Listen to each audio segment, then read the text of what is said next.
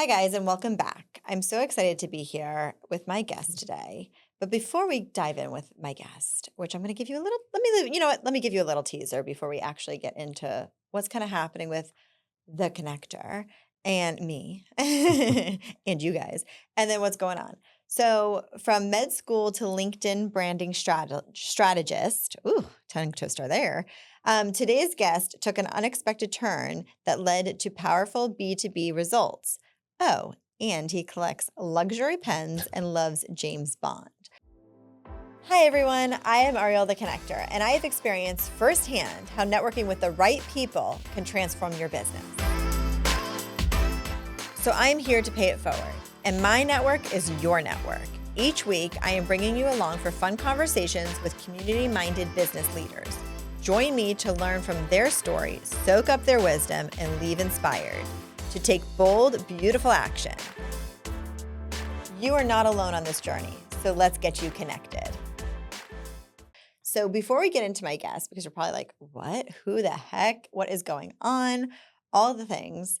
I want to just kind of like give you a little bit of what's going on with the connector and the podcast, because you probably saw the rebrand, the whole thing, and what's happening. And so we've rebranded it a little bit. Instead of the connector, it's Ariel, the connector. So I'm taking ownership of this a little bit more. And it's really fun to explore because I'm playing so much in this connecting field that I'm like, okay, everybody's like, Ariel, you're the connector, you're the connector. So like we're just changed it up a little bit. So that's kind of what we're doing. But I wanted to give everybody just like a little bit behind like that, and we'll talk more about it another time and get into that. But I want to dive in with my guest today. So Sheikh Ali I met him through Rich Rogers, who is an amazing connector, which you guys have heard on the podcast. And if you haven't, go back and listen to that episode.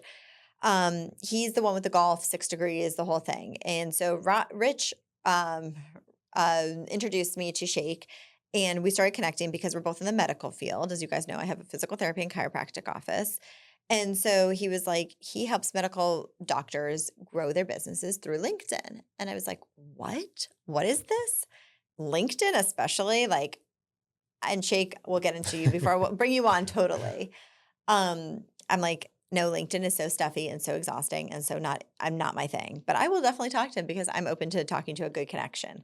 So what Sheikh does is help medical professionals grow their LinkedIn profiles and exposure so they can get more speaking engagements, and so they can actually grow their businesses too and grow who they are as a brand. So this is a whole new world, a whole new thing that we're talking about here. So really, Sheikh, welcome. Thank you Sorry, so I know much, there's like a Ariel. whole like dictation of I feel like of things. And I want to like bring you on now because I want to talk about these things that you're doing for Mhm. medical professionals and how you decided to just totally niche down into medical professionals compared to like, a lot of people could use your services on LinkedIn. LinkedIn Mhm. is great for recruiting, great for like getting you as a brand out there. You guys, I'm not on LinkedIn. I'm on Instagram. That's my problem, right? Like, well, it depends on what your profession you're doing, Mhm. right? So let's talk about so many things. Let's talk about first off, like why LinkedIn, or maybe we should talk about like how you got into LinkedIn, or maybe we should talk about like from med school to LinkedIn and why you did not finish med school. Ooh, Yeah, oh snap! No, just kidding. No, it's okay. but you're proud of it, and you should be proud of it because Mhm. you've grown this amazing business by dropping out of med school, following your passion, and falling into something that you're really good at. Like, not that you weren't good at, you're very particular, and it would have made an amazing surgeon because of how particular you are about things. Um, but there are so many questions. Okay, so what made the bold pivot? Let's start with that. From medical school to entrepreneurship, and what sparked that change? And how Awesome. did you know it was how did you know it was the right move? Okay. So So those I know first there's of a all couple questions in one, but I want to know sure. all the things. Sure. So first of all, I want to thank Ariel and her team for inviting me. I'm really honored to be here. And as she said, my name is Sheikh Ali. I'm the founder and owner of SC Medical Media. So my story, my career story is actually pretty linear until about 5 years ago. So when I was 7, I wanted to be a private practice surgeon specifically, and I have to give my parents a lot of credit for really guiding me on that path because I always loved science as a kid. And so I really wanted to do that. And I basically carried that dream for 20 years. So throughout undergrad, then med school, and then between year 3 and year 4 of med school, COVID happened. And that really changed the game in terms of how physicians were going through residency and then finishing residency. And I was looking at the landscape and seeing how a lot of my friends who were senior to me, who were in residency, or even those who were now finishing residency and moving on to become attendings, they weren't going into the private practice model anymore because a lot of the private practices were being bought over by private equity groups or hospital groups. And for me, I didn't want to go that route. And so for me, it was kind of a no-brainer that I'm going to start my own business. Now, in my family, my grandfather from both sides were entrepreneurs, and my father was also an entrepreneur back in his 20s. So it's in my blood, and it doesn't really surprise me that I've taken this path. Now, in terms of LinkedIn, that's a very interesting story. So when I pivoted, I decided that I was going to do social media for healthcare professionals because that was the world that I came from. So I was most familiar with that. However, last year in 2024, I decided that I was going to focus on LinkedIn only and go more the B2B route as opposed to the direct to consumer or like the patient acquisition route. And so that was kind of like the delineation. And then also another thing too is I took my strength is in writing. I like writing more than the video content, which is kind of funny that I'm doing this because I love writing. And LinkedIn and Twitter, or also known now as X, those two social media platforms are more conducive to writing as opposed to, say, TikTok, Instagram, or Facebook. And so it was kind of a mesh of my talents and what I could bring to the table, and also just the power of LinkedIn, which I'm really excited to talk to you about today. Yeah, there's so much to unpack on that whole thing. And it's okay, so like when you decided to leave med school Mm-hmm. and you were like, I'm not going to continue, you've already invested a lot into that, right? Mm-hmm. Like that was, you got pretty far. And then you're like, I'm not going to do that. I'm going to take this risk on social media with med professionals. Mm-hmm. Like, I mean, how did you know, like, did you have this feeling like, yes, this is really what I think I, could do? Or were you like, I think this is something like a need that people there's nothing out there like this. Like, what Mm-hmm. was your kind of feeling on that? So for me, because I'd wanted to do private practice when I was younger, my dream was eventually to become a junior partner in a private practice and then work my way up and eventually like have ownership or most partial ownership of the practice. But however, because of the way the system was going and how now the system is looking more at profits over patients, that was kind of like the decision factor that, okay, I have to start my own business and I have to do my own thing because for me, I love my independence and I also love a good challenge. And so for me, being able to kind of take this pivot and challenge myself, like with no fear whatsoever, and just I knew it was gonna work because I kind of saw LinkedIn rising up and I just had a feeling. It was just intuition that I knew that it was gonna work.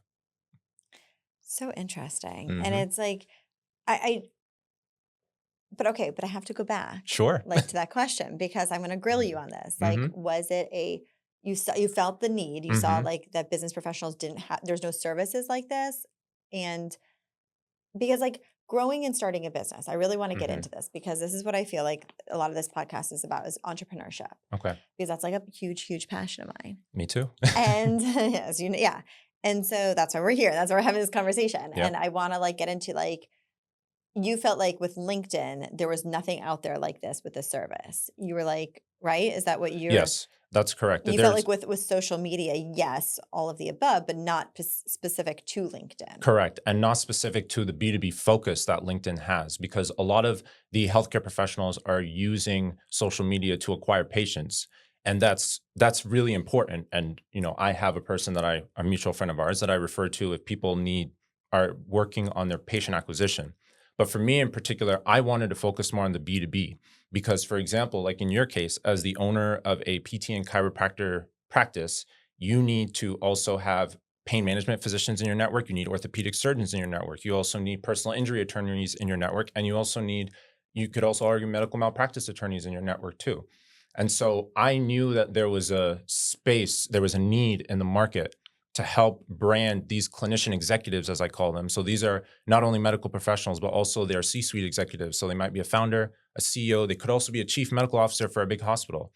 And so I really pivoted to that entire field and that entire niche because I like working with them because they have an understanding of the art of healing, but at the same time, they have the innovative entrepreneurship drive that we both have and we both talk about and love. So, Yeah. yeah. No, it's amazing. And okay, so yeah, so that's where I wanted to go into that Hmm. because like, you've really mastered LinkedIn. I don't get LinkedIn at all. Like I just don't understand it. I like went on there for a few seconds and I was like, gosh, like I just don't like I don't know. I have like this aversion to it. And it's nothing bad. Like it's a great Hmm. platform. Yeah. It really is. And it is well thought out. And it's been around forever.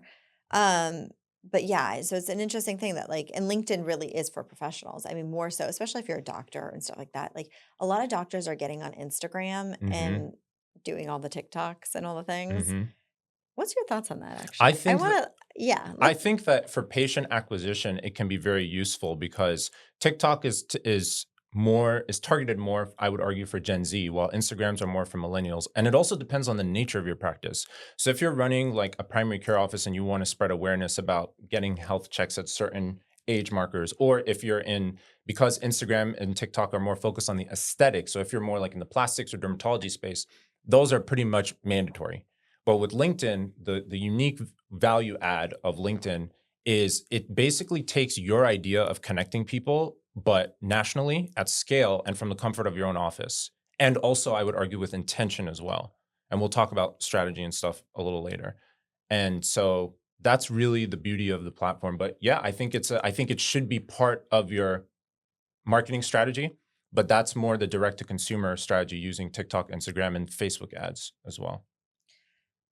okay, interesting. So, and so as you're specializing in helping clinicians and executives Hmm. build B2B relationships on LinkedIn, what is one of the most powerful connections you've seen come from like a well optimized like LinkedIn presence? Like what are the results that you're getting for your clients So for or your me, or clients? Client. yeah, Yeah. clients. I know. I'm so used to saying patients. I'm like, change my brain, Ariel. Okay.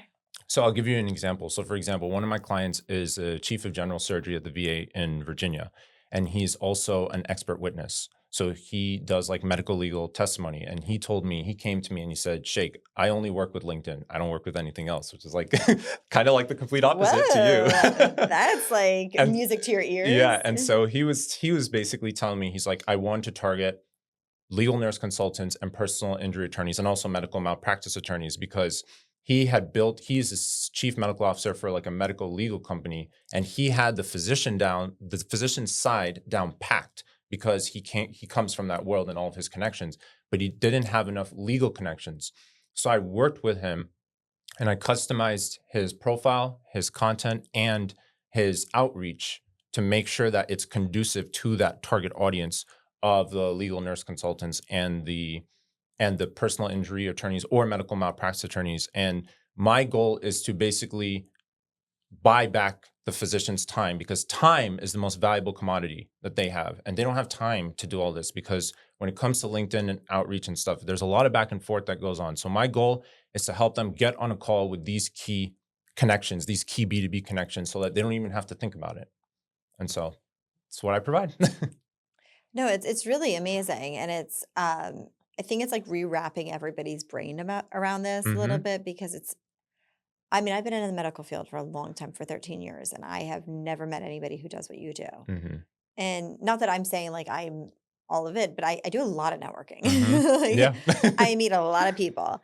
Um, and so it just like is very interesting to me that like you have found this as like a helpful platform for people and Hmm. and people have actually found amazing results with this, which is awesome. Hmm. And I have built some incredible connections too, because I wouldn't be sitting here with you if it wasn't for LinkedIn. Because I met Rich through a connection of Rich and mine who I met on LinkedIn. And so 6 degrees of separation, Separation. right? Yeah. Well, okay, so talking about yourself and personal branding, you've turned yourself into a personal brand case study like yourself. Like Hmm. you're doing this. And so what's one thing you've learned about branding yourself on LinkedIn that might surprise others? One of the big issues that a lot of clinician executives have on LinkedIn is they like to talk about their self. And there's nothing wrong with that, but it's more about what outcomes and what value you can provide to your audience. So the first thing a lot of people don't realize about LinkedIn is it's very niche and it's very targeted. And so before I even start working with somebody, the very first question I ask them is, what are your goals for LinkedIn? Because if they tell me, and I've had many clinicians come to me through my inbox inbound and tell me like, oh, I want more patients. I'm like, I'm sorry, I can't help you because that's not what I do.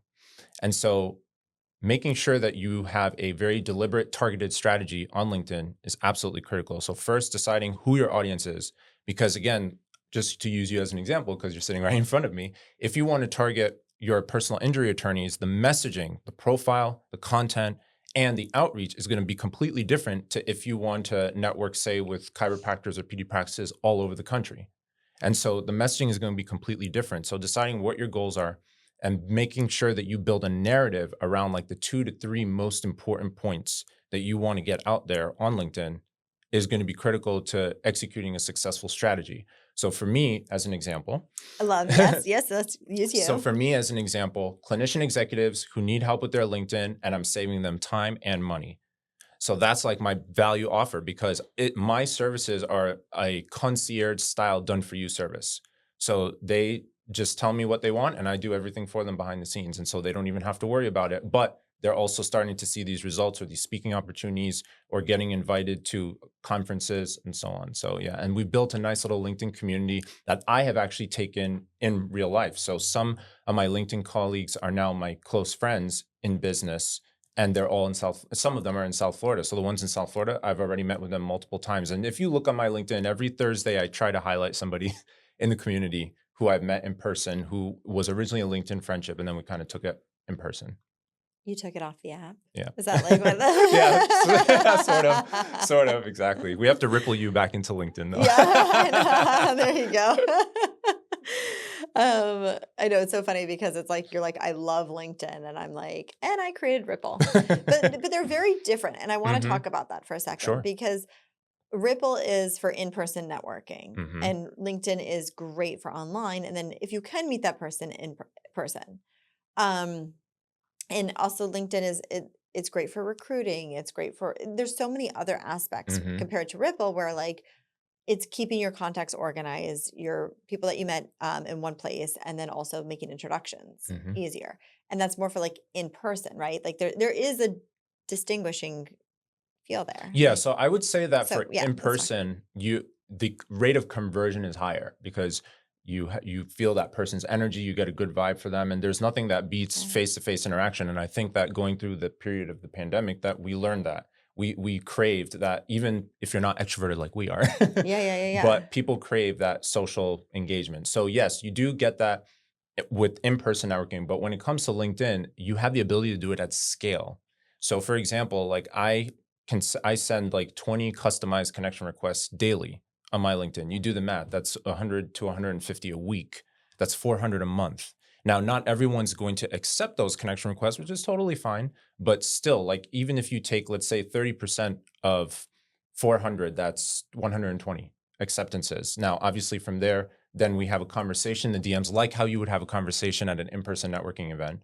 And there have been times where I've done a 3-way LinkedIn message and I've introduced one person to another, and people have done that with me too. So that's a very real thing on LinkedIn. So it does happen virtually, and there's not as much of that touch as there is in person, but there's still a ton of opportunities there. That's a lot of reaching out.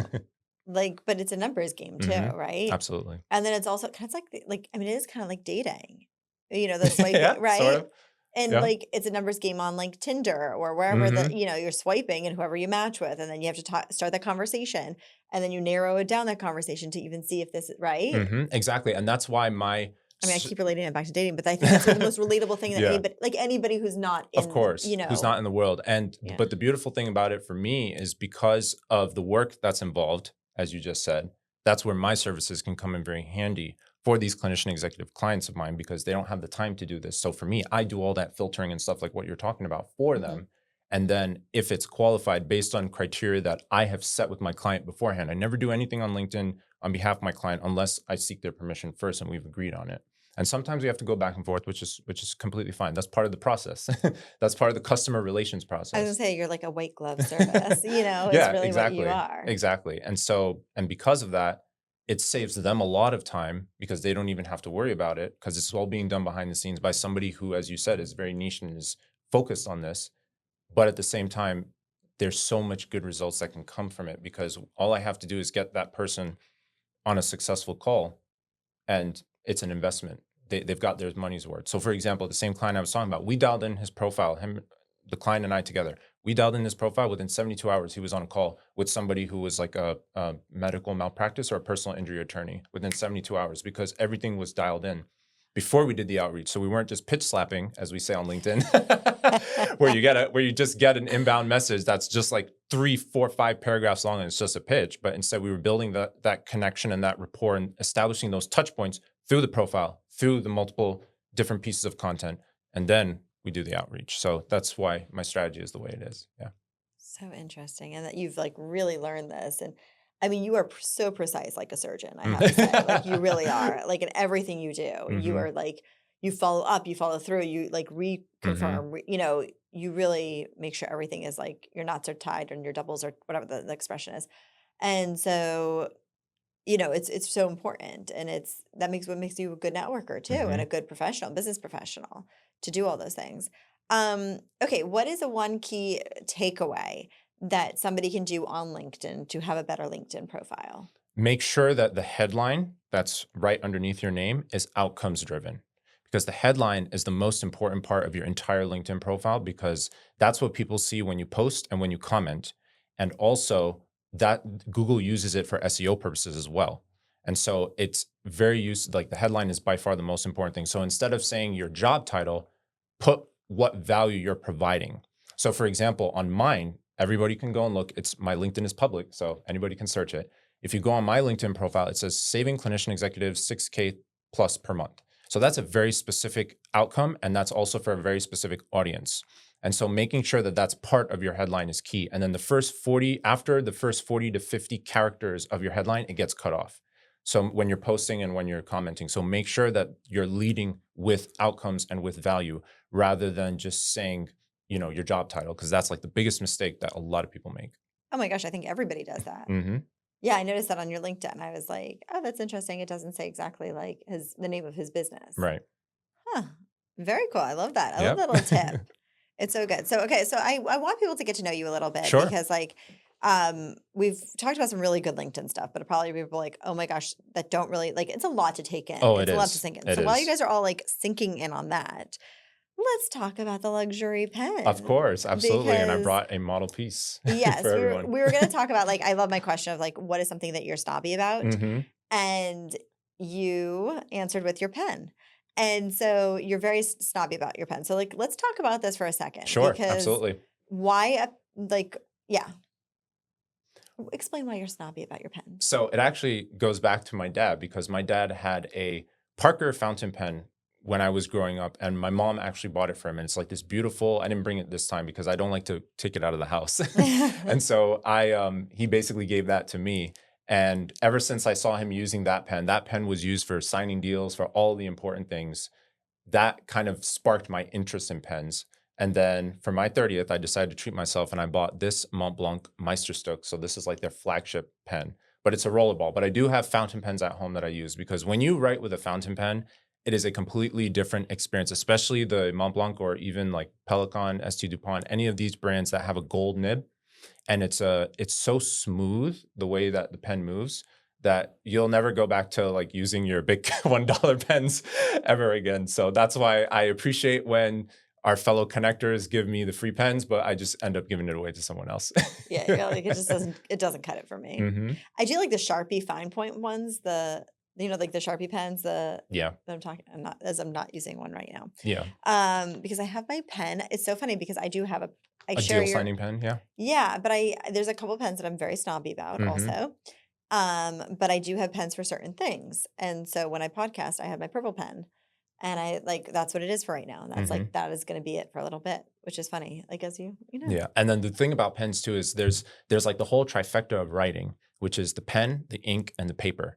So all three of those can affect the writing experience. So you can have the same pen, but have different ink in the fountain pen and a different paper, and the experience is completely different. So there's really a lot of like customization.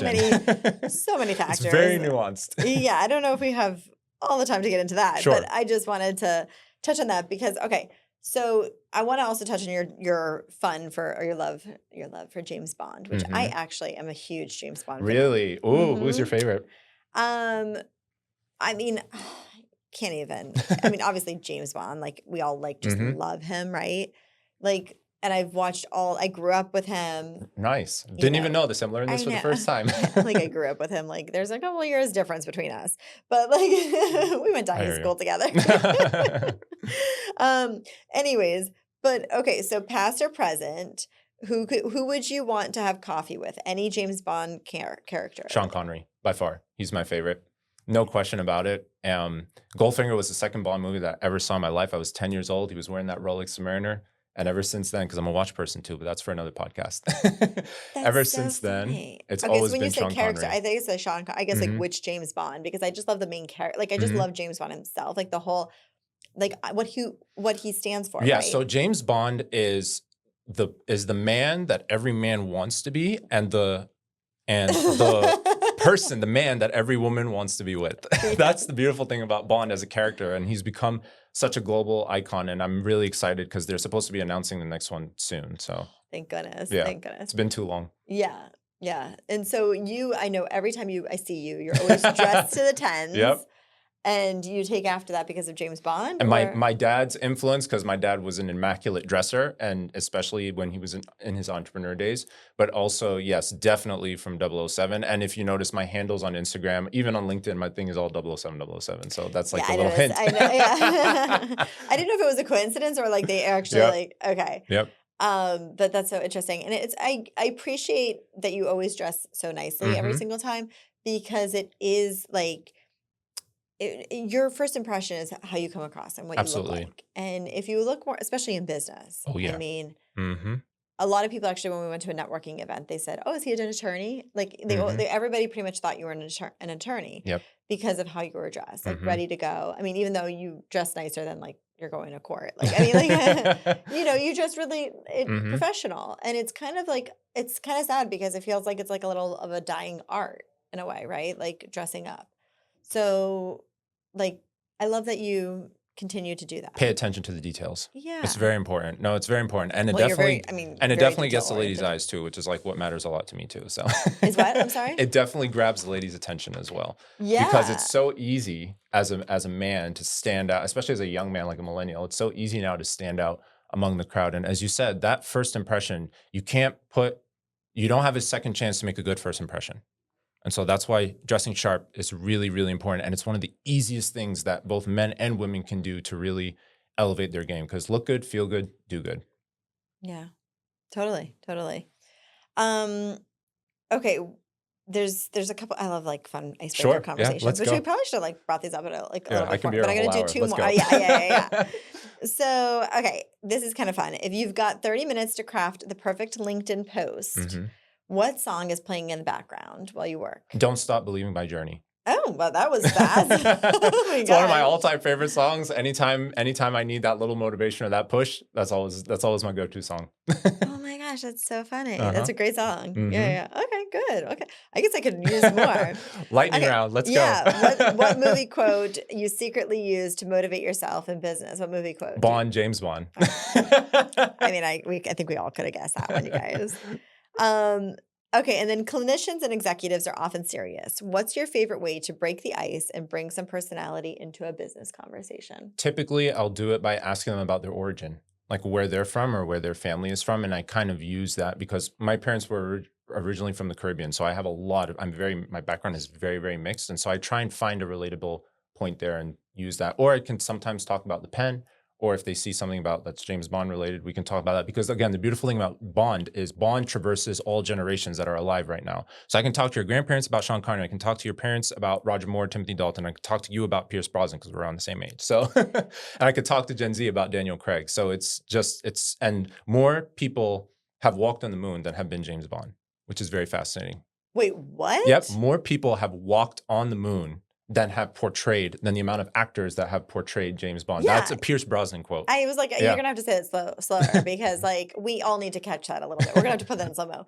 But yeah, wow. Mm-hmm. That is very interesting because there's been a lot of James Bonds. Mm-hmm. 6 official. Yep.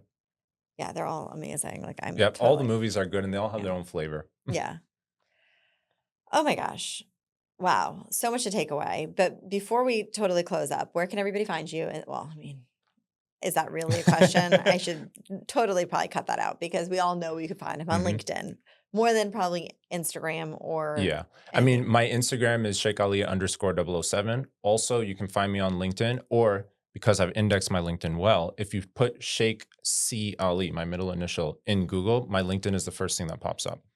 So you'll be able to see Mm. it. And then email as well, scmedicalmedia@gmail.com. Yeah. Awesome. Oh my gosh, like what a powerful conversation we've had today. So happy to be And here. yeah, and thank you so much for like coming here, showing up, bringing up your like your curiosity, like you're Mhm. bringing up your strategy, teaching us, showing everything that you've like really um learned and you're growing. And I love this like whole entrepreneur like journey you're on. Yep. That's the word I'm looking for. As you're like just talked about journey. Journey, right? Like literally the word was there. But thank you so much. And Thank I you so always try much. to tell my listeners, like, remember because like don't forget to do take action. Action Mhm. brings clarity and exactly what you're doing. You started maybe with social media with like Facebook, LinkedIn, all the things. And then as you were doing it, you Mhm. realized, nope, LinkedIn is really where I need to be. Yeah. So keep taking action, keep doing all the things and keep making connections. And I will see you all next week for a whole new episode.